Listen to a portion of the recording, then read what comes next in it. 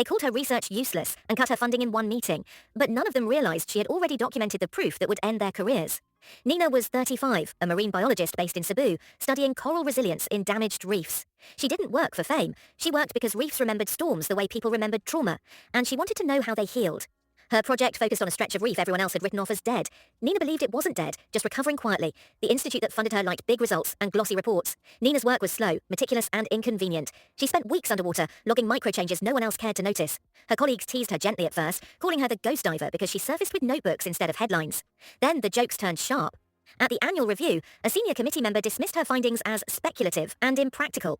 Another suggested her time would be better spent supporting a commercial restoration partnership the institute had just announced.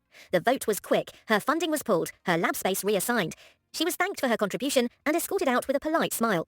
Nina packed her equipment in silence. What hurt wasn't the loss of money, it was the betrayal. The partnership they approved would dump artificial structures onto the reef, disrupting the very recovery process she had been documenting. They weren't ignorant, they just didn't care.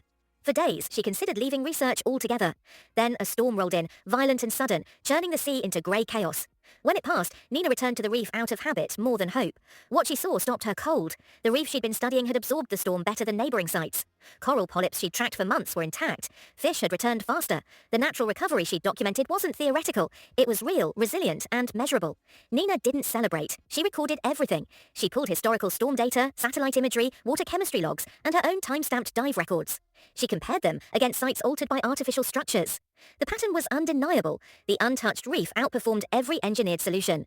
Then she noticed something else. The Institute's partnership documents referenced independent baseline data that looked eerily familiar. Phrases, metrics, even chart formatting mirrored her unpublished reports. They had used her work while calling it useless. That was the moment grief hardened into resolve. Nina didn't confront anyone, she didn't argue in hallways or plead her case. She submitted her full dataset to an international open access journal, complete with raw files, dive logs, and verification protocols.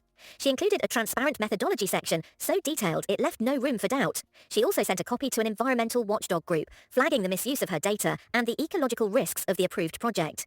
The response was explosive. Within weeks, her paper was cited by researchers across 3 continents. Conservation groups demanded explanations. The watchdog published an exposé showing how the Institute had sidelined Nina while profiting from her work. Funding agencies froze grants pending investigation. The commercial project was halted. Contracts were reviewed. Names that once carried authority suddenly went quiet. Nina watched it all from a rented room near the coast, still diving every morning. When the Institute reached out, asking if she'd consider returning under new leadership, she declined. Another university offered her an independent lab and long-term funding with one condition. She stayed transparent, even when inconvenient. She accepted. Months later, Nina guided a group of students over the same reef that had started everything.